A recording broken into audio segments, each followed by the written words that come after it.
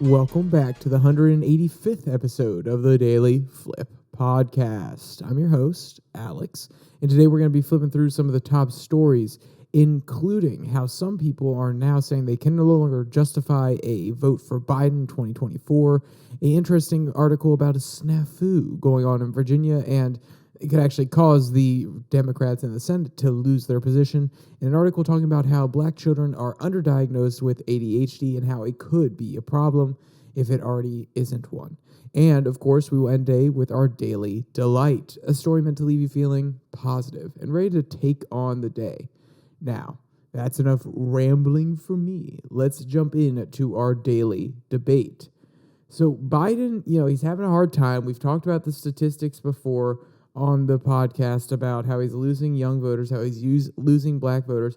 Now, this article is about the voters that he's losing in a different community, this first one. So do you think Biden's going to have to peel off? Do you think they're going to replace him with somebody else who is more appealing to all these different demographics? Or is he just going to keep on trucking? I think I've asked that exact question before, but I really am curious. I want to know. Throw it down in the comment section and tell me what you think, especially as we've had more reports come out since the last time we talked about this. All right, so the first article, it comes from The Nation. The headline reads, "I can no longer justify voting for Joe Biden in 2024. So we talked about, or at least I briefly mentioned, how young people not going for Biden right now. Black people, the numbers are down for Biden as well. Now, this demographic, this author, he is Arab American, and he's talking about how he can no longer support Joe Biden for his position on Israel. Quote, "It may not be obvious, but Arab Americans have not felt naturally at home in the Democratic Party. I suspect that our experience tracks that of other minority groups who've experienced marginalization and racism here in the United States. At least since the Clinton presidency, the party's agenda has exhibited centrist status quo tendencies. And for us, the status quo has been a source of harm, an ossified state of indifference to our needs and calls for justice." I'll pause there. I think it's a little unfair to say that the status quo is, by either side, either party, is directly discriminatory and it's indifference. But I guess you could make an argument that the political class doesn't care, which is what they're actually trying to highlight here, that the political class, unless it's politically advantageous to them, they don't really call things out.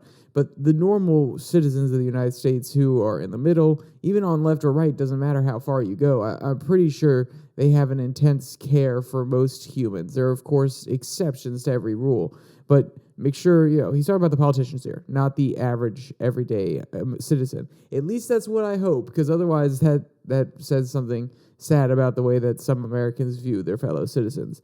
Quote, "And for us, the status quo has been a sort," I already read that part.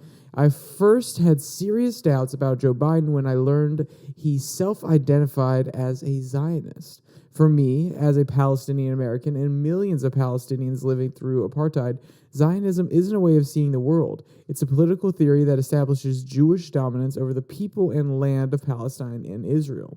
Palestine/Israel, based on a Jewish majority in that land.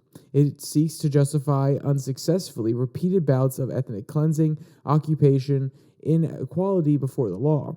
Before identifying himself as a Zionist, Biden expressly indicated his support for the outcome of these policies. A Jewish majority state for Jews only. Explicitly, he endorsed the politics himself." So, you can see now where Biden is trying to be a good ally to Israel, where he's trying to back them up, but still, rein them in a little bit. It's starting to hurt both sides of his coalition. You can see it now hurting the Arab Americans who have voted Democrat for a long time, but also some Israel, I would say, people who have transplanted themselves here in the United States, maybe just some Jews who are passionate about Israel. When they hear language about his ceasefire, they're probably not very happy either. And now add those two groups, losing a few points here or there, plus the, young people he's losing, plus the black people he's losing. Yes, I know I keep bringing it up, but every little chip counts. And yes, I know it may seem a little, what's the word I would use here, tasteless, tactless to talk about the actual plight of certain people across the Middle East, whether it be the Israelis, the Palestinians. It may seem tactless to talk about it, and then, the political implications, but it's a real world thing that we need to deal with. It demonstrates that Joe Biden's foreign policy, the stances he takes, is going to directly affect who vote for him. And people, while they don't necessarily care about foreign policy that much, it's honestly at the center of the debate right now. One, because of Ukraine and then Israel in the Middle East and the weakness that Biden has put out there. A lot of people are saying, okay, foreign policy is more important than we thought. And also because on the Republican side of the aisle, foreign policy is always a big talking point, especially because it's a big dividing point, especially nowadays, between certain sections of the party. It's kind of like when Rand Paul's on the stage versus Mitt Romney. Mitt Romney doesn't necessarily want to get into more wars, but he's going to easily justify it. Whereas Mr. Rand Paul is going to say, no, we are not having this whatsoever. So when you have these sort of ideological differences, and now you see it play out between Vivek and Haley, this is going to be a serious part of the conversation when it's not just one side of the political system talking about it, but it's both sides. It even draws more attention to it. So now we're directly seeing that foreign policy is being considered, and there are certain segments of the population that don't like Joe Biden's foreign policy. He's kind of shooting himself in the foot here. And I don't even think he's doing it, we absolutely are going to appeal to people based on our foreign policy. No, he's trying to do what he believes is right, and it's just ending up to backfire on him, especially with some Arab Americans who really empathize with Palestine. So what has the change been? Because he talked about how they've normally voted for Democrats and the Zionist position is thrown off, but what other changes have there been in this Arab community that is shifting the vote a little bit? Quote, call it maturity or pragmatism born of experience, but over the years I have learned to suppress my deep discomfort with the party's non-progressive politics to vote Democrat and keep a lesser evil at bay. So let's just pause here. He has progressive politics. I want to understand what he means by progressive politics, because I've talked to some very, how should I say, not fundamentalists, but I've talked to some very passionate people who are Arab American, and they totally support Palestine. But when I said, well, okay, can we agree on certain social issues? They're like, oh yeah, we're so conservative on these. So I want to understand what he means by progressive, because that feels like, at least, then again, there's no monolith, and just because somebody's from a particular culture doesn't mean they hold particular beliefs. But from the experience I have on the ground talking to some people, it feels as though to abide by the tenets of certain parts of the Arab community, and especially the ones that follow Islam, it becomes very hard to have progressive politics and still follow those. But then again, it's just something I'm curious about. I want to know what he means by progressive politics.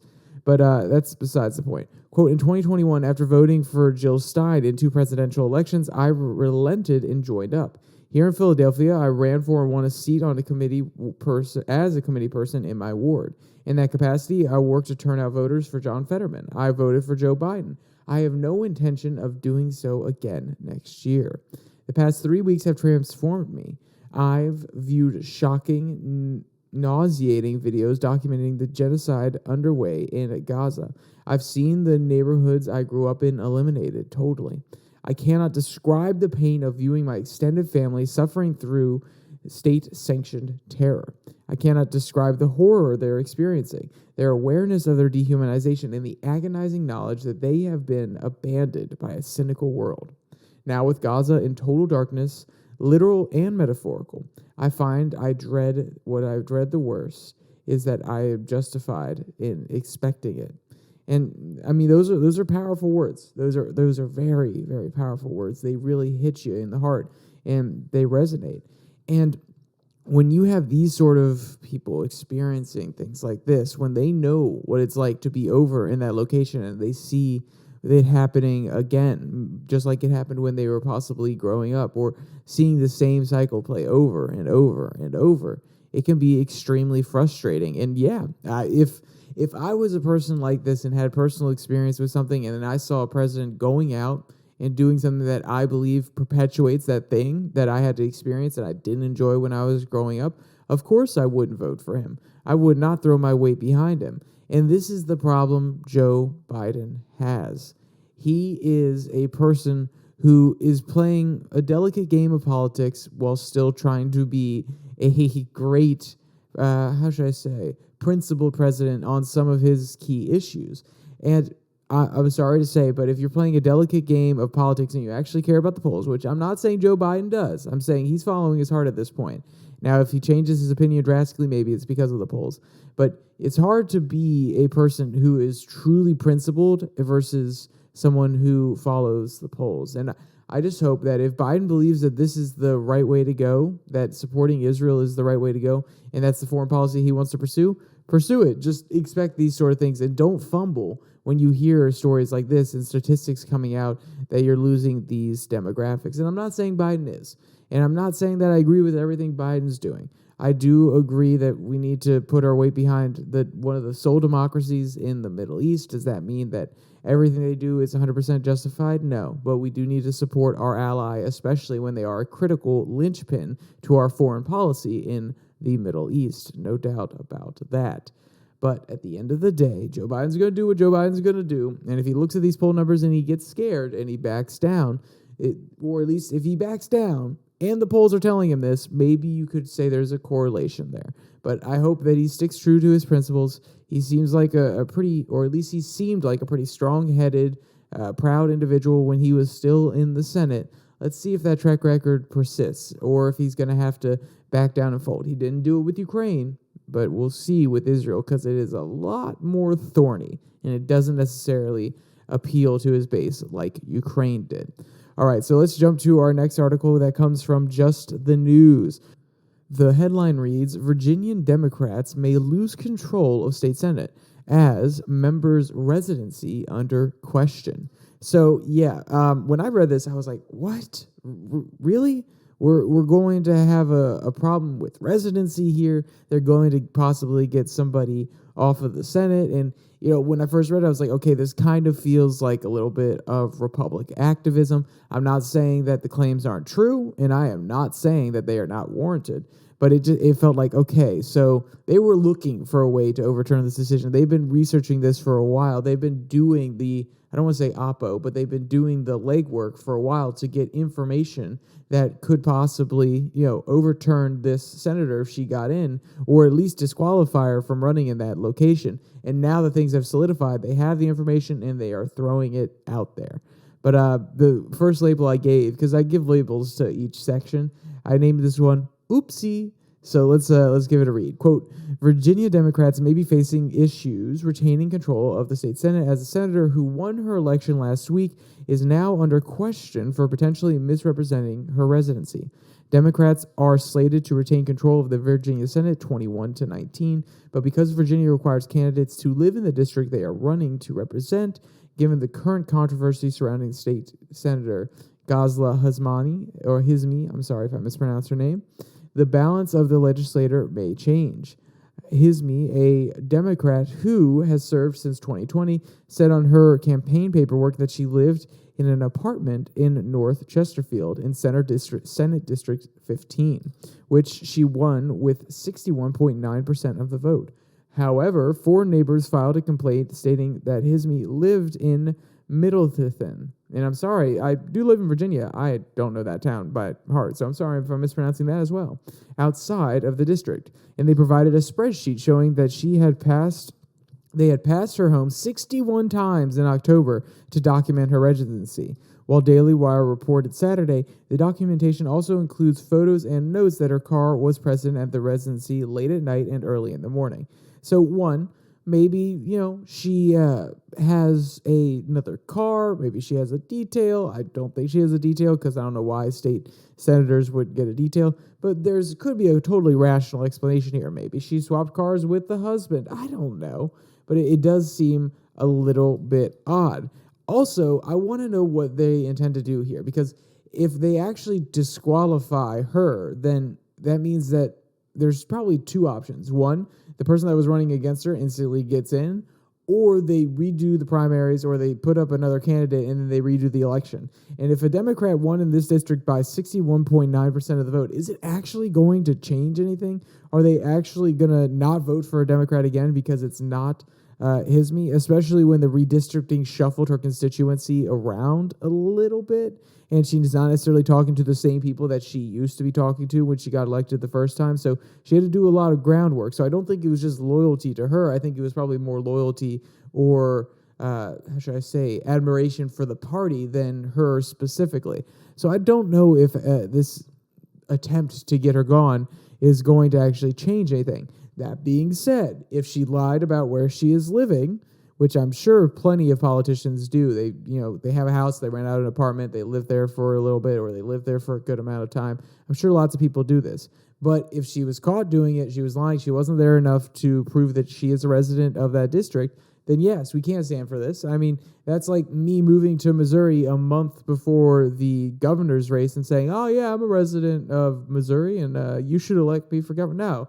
I have not spent any time on the ground there. I have not learned the Missouri culture. I have not resonated with the people. I haven't actually been in the community and directly felt the implications of policy and what needs to change. So now, you should be living where you are running, because at the end of the day, you need to understand what it's like in that community. Same thing if it's a state, you need to understand what it's like in that state.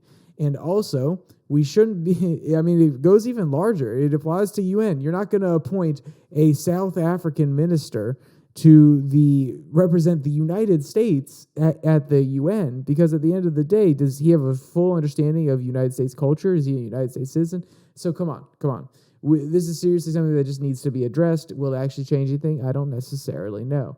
But here's a little bit more about what's going on. Quote, even if Hisme was found to be residing in her Chesterfield apartment, she may have still committed a felony by concealing that she owned a home in Middleton or on sworn election forms. Real estate records show that her and her husband have owned the home, which is worth more than $600,000 per Zillow since 1999. It is not listed as being up for sale. Hisme represented the former Senate District 10, which includes Middleton. But after redistricting this year, her home was put in District 12, and she decided to run in nearby District 15, where she apparently rented an apartment to appear to have an address there. Republican Glenn Strawver Jr. won District 12, which includes Middleton, and 55% of the vote went his way. Republican Hayden Fisher, who lost to Hisme in the election, said he plans to stop the election from being certified. End quote. And, now that sort of language and that sort of, oh, they stole it from us kind of mentality, that is frustrating. It's sad to see that we're still on that. But also, if there's a legitimate claim here and she is not actually a resident of the district, I said it last time, come on. It's pretty straightforward. And the question then becomes, is he going to actually win in a runoff, or is he just going to get directly appointed? If he does get directly appointed, that puts the Senate... Actually, hold on. There's one quick quote that describes what would happen if the Senate goes back to a 2020 split. If Hisme is found to be ineligible to hold office, she may be replaced by a Republican, which would put the Virginia State Senate at 20-20. So 20 Republicans, 20 Democrats, and give GOP Lieutenant Governor Winsome Sears the ability to cast tiebreaker votes, just like Kamala Harris said at the beginning of the Joe Biden presidency. She's disqualified. That means I ran unopposed as a matter of law, he said. And this is talking about Mr. Fisher, who is disputing the fact that she was not actually a resident. Quote, there's no question whatsoever that she does not live in the apartment. She definitely clearly intentionally lied on that form, and she does not reside in the district, so she should not represent it. I mean, pretty straightforward argument. He's appealing to the people of the district. Hey, are we really going to let someone who doesn't live here represent you at the end of the day? We'll see how this one plays out, because at the end of the day, at first it seemed that the Democrats were going to keep the Senate, but the Republicans were going to keep the House of Delegates. Then, they kept the Senate, but then they also got the House of Delegates, and Glenn Youngkin's there as governor. No one has a supermajority, so it's kind of going to stall some things. But if this can shift how things operate a little bit, and then put Republicans in control of the Senate, maybe things could actually get done. Some proposals can get through. It doesn't have to be completely stalled in the Virginia state legislature. Then again, I mean, some people wouldn't necessarily mind if things are stalled because, while I was living in Virginia, very seldom did I feel the impact of the government on my life that much.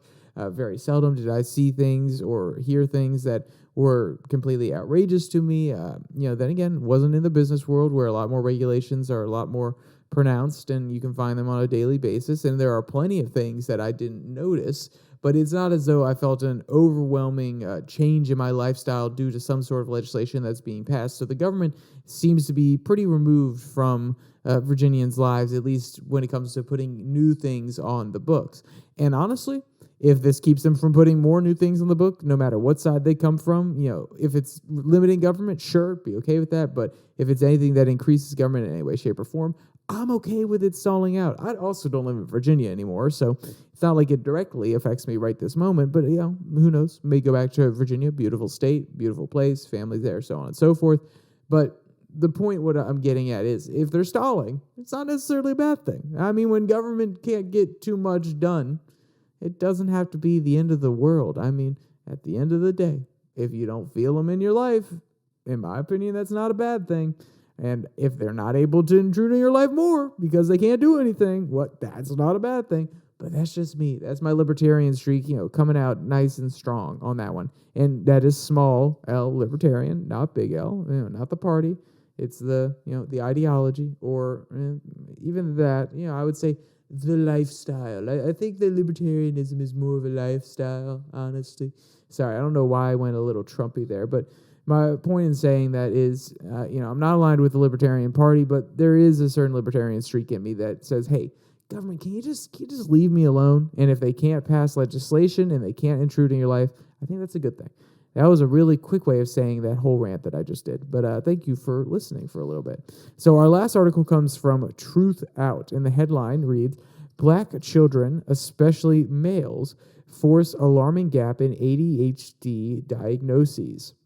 So when I first read this article, I'm going to be honest, I wasn't surprised that there was an underdiagnosis of ADHD. I know plenty of people in my life who have ADHD or at least have certain symptoms of it, and they never gone diagnosed at all.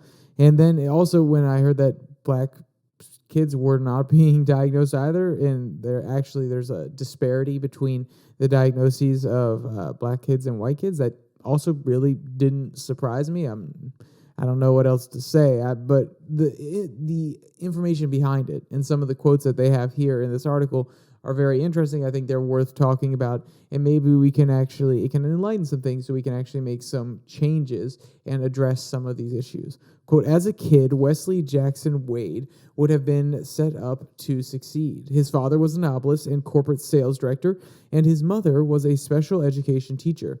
But Wade said he struggled through school even though he was an exceptional writer and communicator. He played the class clown when he wasn't feeling challenged. He got into trouble for talking back to teachers, and now the 40-year-old said he often felt anger that he couldn't bottle up. As one of the only Black kids in predominantly white schools in upper-middle-class communities, including the university enclaves of Palo Alto, California, Chapel Hill, North Carolina. He often got detention for chatting with his white friends during class while they only got warnings.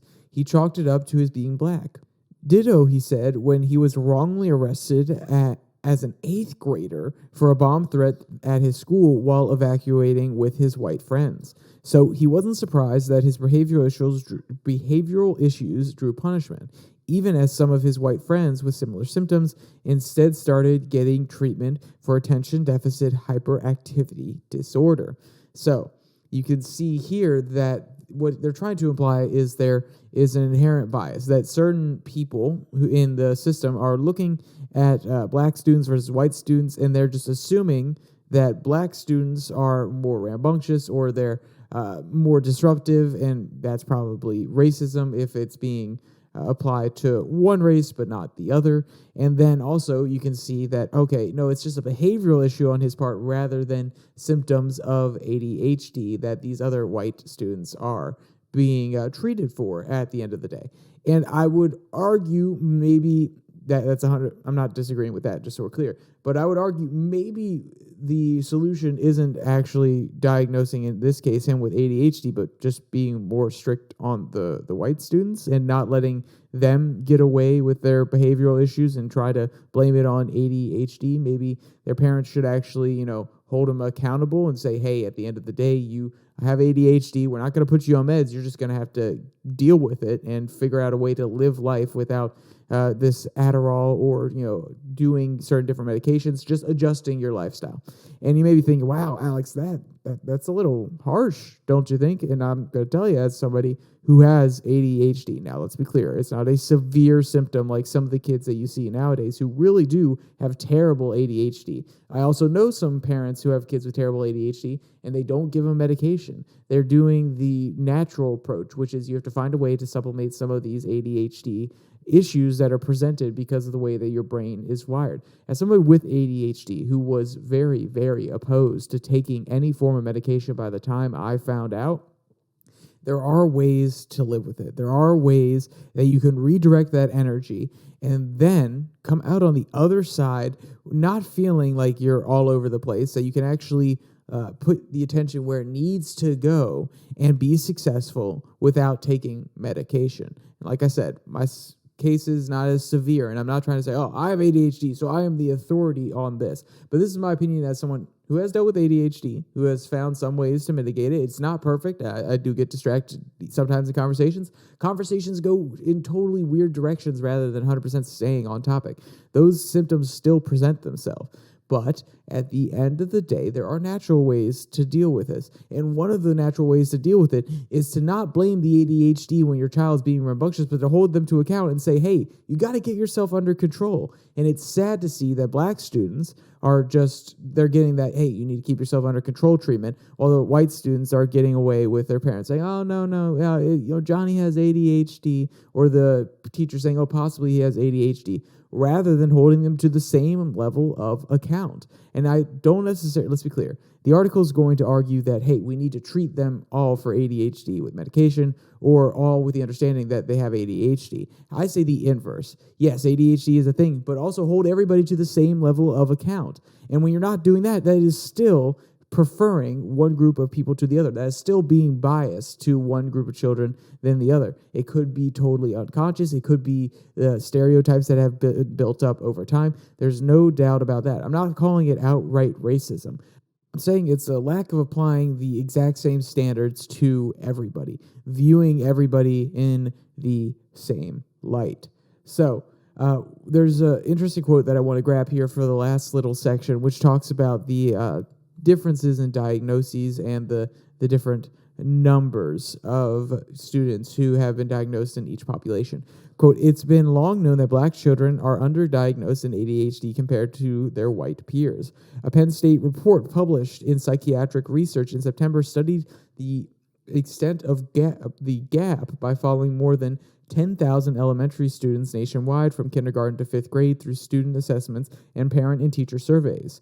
The researchers estimated the odds that black students got diagnosed with neurological conditions were 40% lower for them than the white students, with all else being equal, including controlling for economic status, student achievement, behavior, and executive functioning. For young black males, the odds of being diagnosed with ADHD were especially stark, almost 60% lower than for the white boys in similar circumstances, even though research suggests the prevalence of the condition is likely the same. And yeah, guess what? We're all human at the end of the day, so it's not like one particular ethnic group is going to have a higher likelihood of having ADHD, or maybe it is. Maybe there is something that I don't know, but it feels on the surface. Now, we're all human beings. ADHD is something that affects a lot of people's brains. It affects human brains, not white human brains or black human brains or Asian human brains. It doesn't affect, most of our brains are pretty darn similar. We've had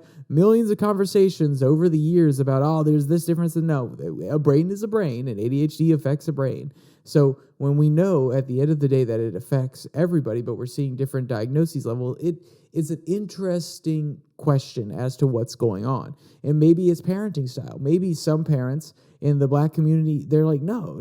They have the Alex approach. Let's put it that way. They're like, no, you're going to push through this. Like, hey, you can get a diagnosis, but we're not going to get you meds. We're not going to treat you differently. You're going to grow up with it. You're going to deal with it. You're not going to use it in a way that, I have ADHD. And I'm not trying to say every parent does that. A lot of parents say, hey, we're going to get you the help you need, but you still got to push through this. You can't use it as an excuse. But maybe it's a mentality difference in the communities. Maybe it's because certain communities just don't have the resources to go get the diagnoses. There are obviously lots of different things here. But like I said, I think the solution is acknowledging people have ADHD, telling them to adapt and deal with it, and not pampering the kids and applying the standards in school the exact same way to each and every person. There you go. Done. Simple. It's an ideal and simple. It sounds simple. I know it's a lot harder to do than in actuality, but I hope we can get to that point where we view it that way, because it's seriously something where we need to change the whole conversation, in my opinion, about ADHD. We need to shift the entire narrative around ADHD and stop saying it's you're neurodivergent. No, you are a person who thinks differently. I know, neurodivergent and think differently, practically the same thing. But by giving it a medical label, it can be used as a crutch and excuse. No, you think differently, and guess what? At the end of the day, people that think differently have to do things just a little bit differently in order to assimilate into society and to be functioning people. But guess what? You can do it. You can overcome anything if you really put your mind to it. All right, let's go to our daily delight, which comes from Boing Boing. If you suffer from cute aggression, yes, cute aggression, a cow might be your pet of choice. So have you ever wanted to cuddle something really, really, like a little bit too hard? Well, maybe you need a cow. Quote, if you suffer from cute aggression, a cow might be the pet of choice, at least according to Lancey Evans, a.k.a. Farmer Lancey, a cattle woman who runs a farm in Hillsboro, Ohio. And, so cows, they may look like they're only farm animals, but trust me, they can be very cuddly and adoring. Quote, in this funny video, she describes cows as just big dogs and introduces us to her cow, Snow, who is the perfect animal to take out her cuteness aggression on. She demonstrates how she can squeeze Snow and kiss and hug her as hard as she wants, and Snow is just here for it. End quote. And if you want to check out any of today's articles, or you want to check out any of the cute or funny videos from this one, or any of the other articles from today, there will be a link in the description below that like and subscribe button. Also down there, you can find the podcast on Spotify, Pocket Casts, Google Podcasts, as well as Podvine. And you can find the Twitter handle at Your Daily Flip, where I post a Twitter tirade every Tuesday and Thursday, less scripted, more off the top of the head, or talking about things that I've been trying to write about, things like that. With all that said, there's only one more thing to say. Stay safe, don't die.